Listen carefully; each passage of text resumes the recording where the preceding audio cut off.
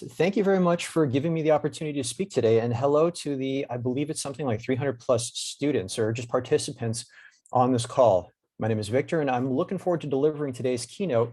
And it's all about your network and your reputation and how it's going to grow your career. And so a little bit about myself. So I've been in this business for almost 16 years. I spent the first part, 3.5 in broadcast, and the balance of it, the last 12 in digital. Currently, I am Inuvo's Senior Director of Sales for Canada. I'm leading the charge as they enter the Canadian marketplace. But what I want to talk about today is what I've learned along the way, and that's how important your network and your reputation is to your specific career growth. And so if I do my job properly today, and I hope I do, you're going to learn that your career progression isn't linear at all. I'm going to demonstrate how your network is your biggest asset if you want to grow your career, and how reputation is woven into this. Because let's face it, you can have a network.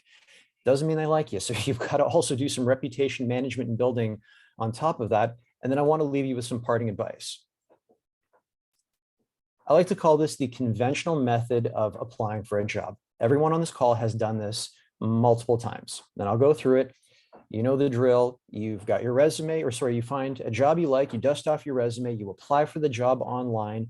Maybe you advance to the interview process, and then maybe you can convert that to the role. You actually land the job. And that's the way a lot of us are going to do it, especially when it comes to your first job. What I'm here to tell you, though, is that there's a different way. As you grow within your career and as you start to build a network, there's this method, the method I like to call the networking method. And you'll notice it doesn't really have a start and a stop. It's kind of this sort of infinite loop, if you will. And let me take you through it, how, starting on different spots can lead you to career growth. So let's say, for example, you've got a network, okay? So you've got a network, and then hopefully within that network, you've built a strong reputation. So that means if someone is looking to hire, maybe through your network, and then based on your reputation, you can convert all of that into an opportunity. And then you've got yourself a new job. So let's pretend you're planted in that job and everything is going well. But while you're in that job, you're also going to, do more reputation building, because new people are going to learn about you. They're going to see what you're capable of doing. You're going to add those people to your network. They can be within the organization. They can be outside of the organization as well. And then that could lead to a new opportunity as well. So I could go over this slide over and over again, but you get the picture. This is what happens when you start to grow your career. You get away from that conventional method and you move into this networking method where opportunities are all around you and you've got to come at them from different angles. And so in my 15.5 years that I've been in this space, I have been 100% on the media and ad tech sales side, never been agency side, haven't been creative side at all. And I've been at these 6 companies. We're going to hit the pause button for a second. Out of these 6, and just think about it, how many of them do you think I got doing it the conventional way versus, say, the networking way? Got an answer in your head? Well, yeah. That's what it is. Literally, my very first job, I landed it the conventional way, but then networking and my reputation, that's what got me my subsequent roles and actually helped me grow my career. But let's go into a little bit more detail because I want to show you how this happens. This is a difficult thing to teach, but hopefully I can impart some knowledge so you can build out a strategy for your own career. So graduated from my undergrad at Brock University, and I applied for a job at CBC on the broadcast sales side as an account coordinator. The whole process took about 6 weeks. You applied, you went through a couple of interviews, and then thankfully I was one of the successful candidates and landed the job. But I was also a bit of an academic as well, and I was looking at getting deeper into academia, maybe getting into becoming a professor. And I left CBC after about 9 or 8 months, or 8 or 9 months. Came back from school, graduated, and said, you know what, I want to get back into the job field. And I tried the conventional way. I was applying at places, 50-50 chance of getting an interview, wasn't converting it in anything. And then one day in my inbox, boom, there is an email from my former boss. And she says, hey, heard you're back in town, heard you're looking for a job. Your old role has opened up on a different sales team. Are you interested in coming back, and can I connect you with the hiring manager? And I was like, hell yes. She emailed me on the Monday. I met the hiring manager on the Wednesday, and I started back at my old job at CBC the following. Remember, conventional method, getting back into the exact same role only took 5 days, because when I left a good reputation. I had done some really work with them, so they were happy to bring me back on board. Direct really wanted to break into digital. I could see the writing was on the wall for broadcast and that digital was really going to overtake it. So really hard to try to get in. Again, using the conventional method, applying, sometimes getting an interview, wasn't converting at all for me. At the same time, I joined NABS. You learned about NABS early on. And I joined something called the Ambassador Committee. And what it was a committee that was planning events and parties designed to raise awareness for NABs and the services they provide for the industry, but also to raise funds that can be reinvested back into the greater organization. Little did I know that competently planning parties would actually lead to my first digital sales job, because on that committee, I met my future boss, and she was the director of sales at Astral Media, the old digital websites. And my competency actually landed me that digital sales role, not applying over and over again and spinning my wheels. But all good things come to an end, and Astral Media was acquired by Bell Media. And the writing was on the wall that a lot of us were going to lose our jobs. They were going to be taking two digital sales teams and putting them together into one, and I didn't want to be on the outside. At the same time, just before this had happened, one of the sales directors at Astral had moved over to Rogers Media. So I gave her a call and said, hey, I'm looking to leave Astral. If you happen to be hiring at Rogers, I'd love to come over. And she said, actually, we're creating this role that's going to be looking after small to medium-sized agencies. And I had a reputation for really nurturing small to medium-sized agencies at Astral. So I fit perfectly there. And she said, well, why don't you come over? And just like that, I was a Rogers employee.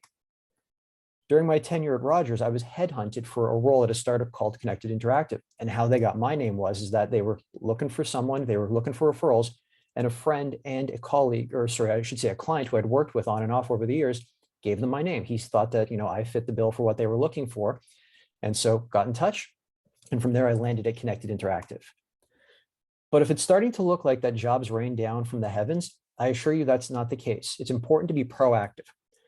And one day in about January, a press release from Blue Ant Media had come out, and they had formed a partnership with an ad-supported streaming service that basically wanted to be an ad-supported version of Netflix at the time. And I looked at that and said, that's the future. I got to get in touch with these guys.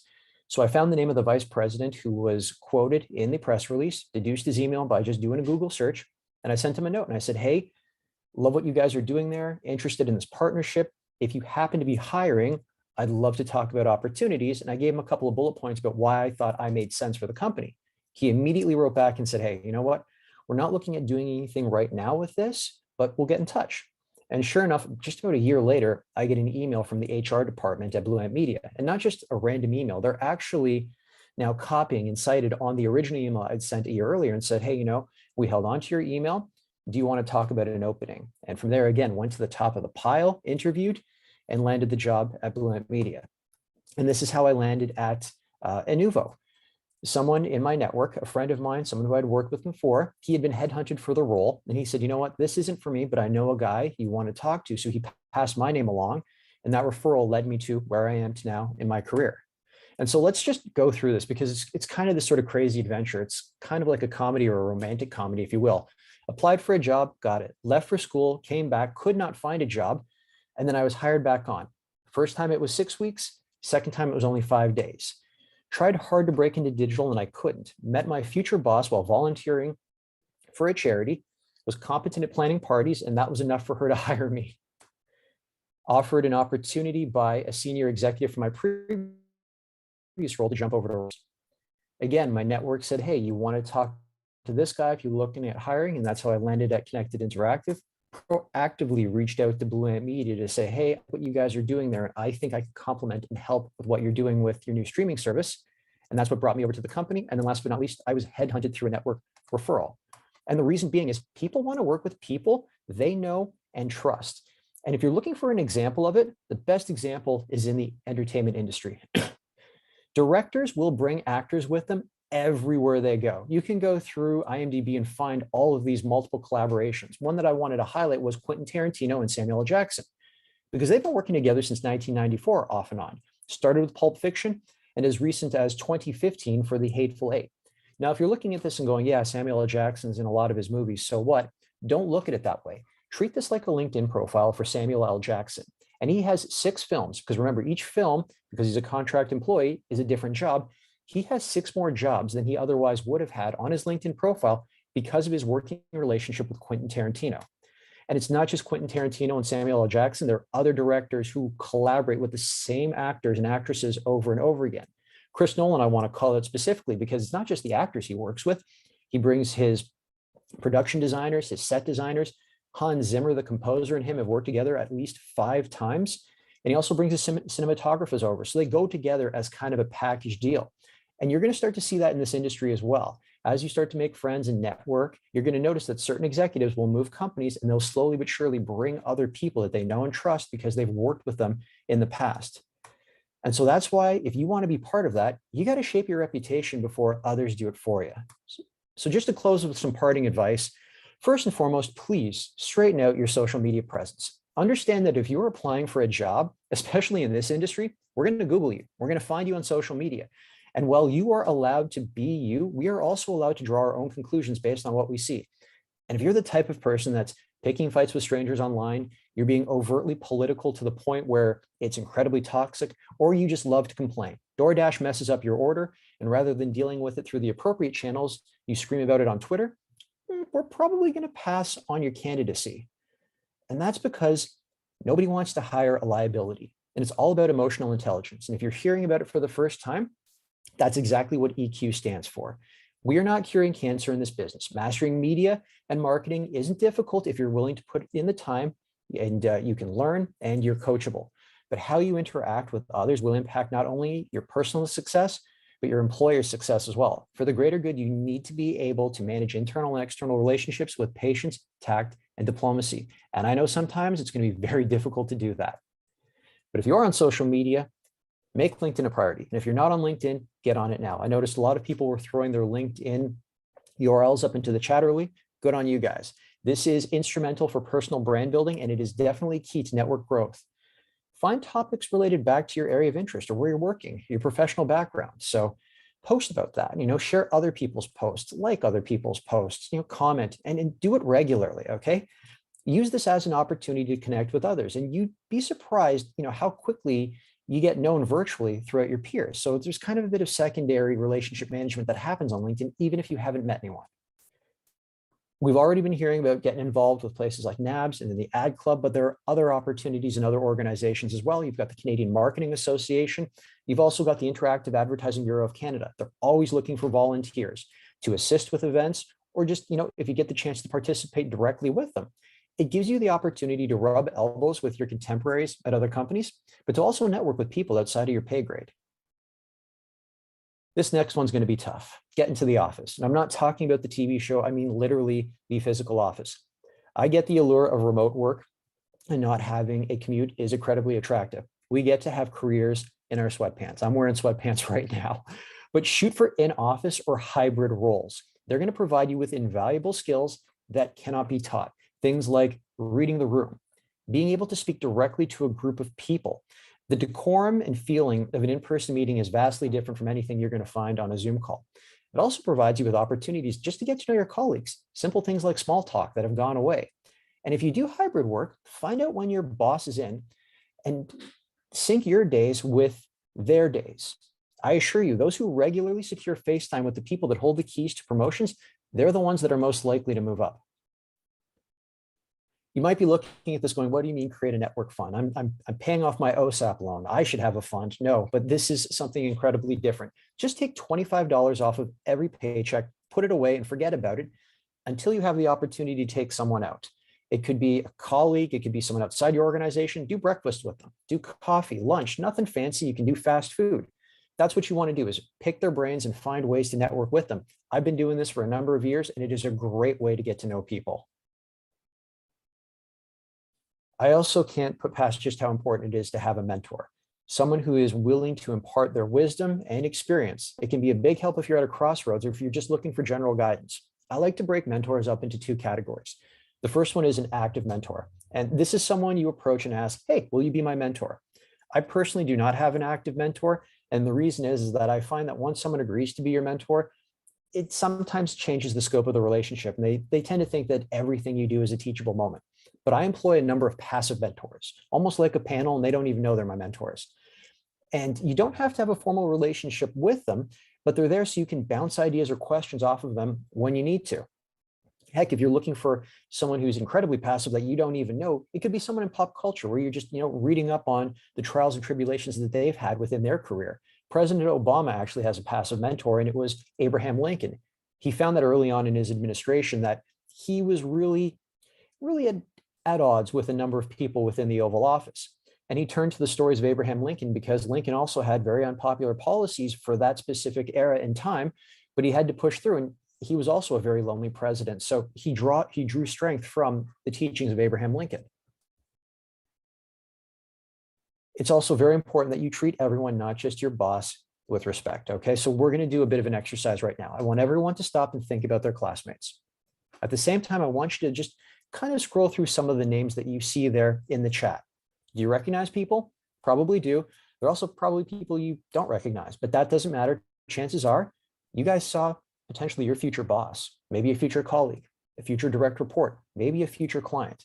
This is a very, very, very small industry.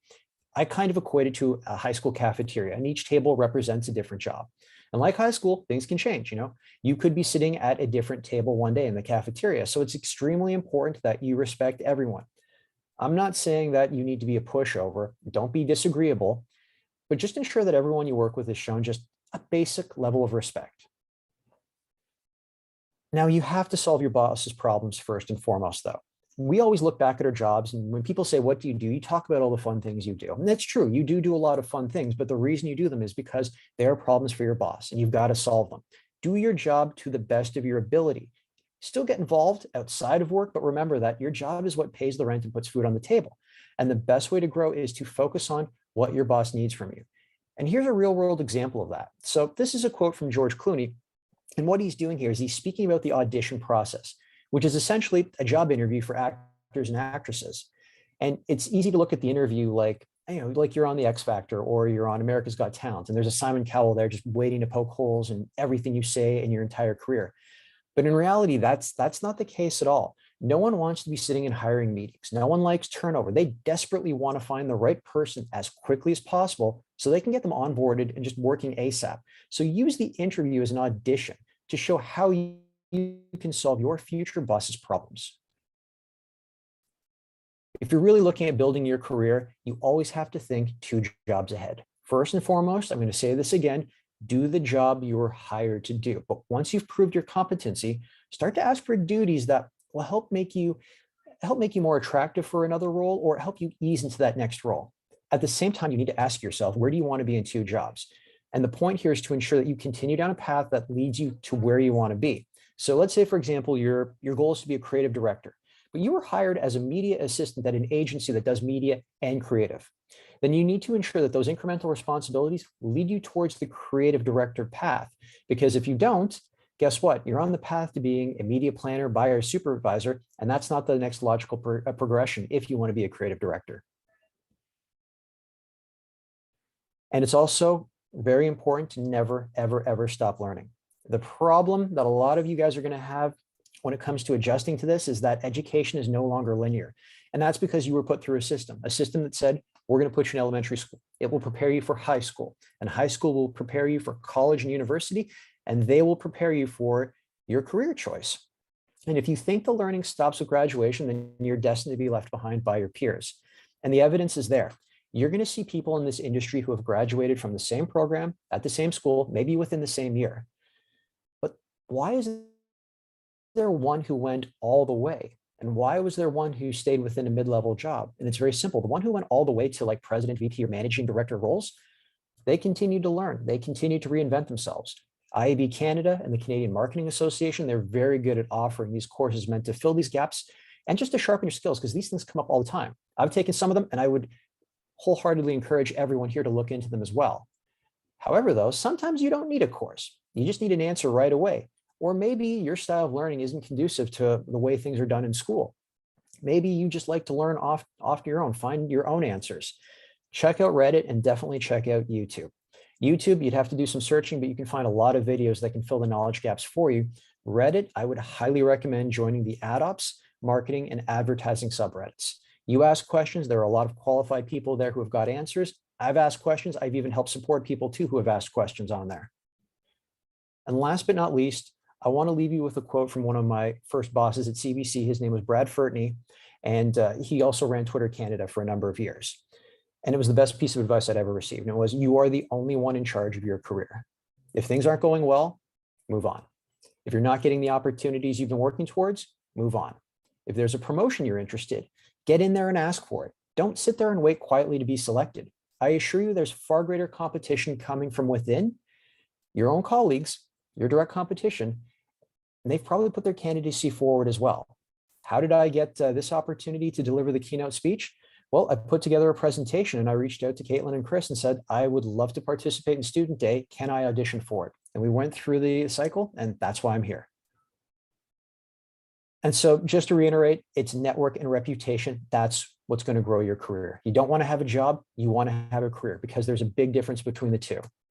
It's not going to be your resume. Your resume is still important. I'm not dismissing it whatsoever. But as you get into job number 2 and job number 3, network and reputation are going to be central to that.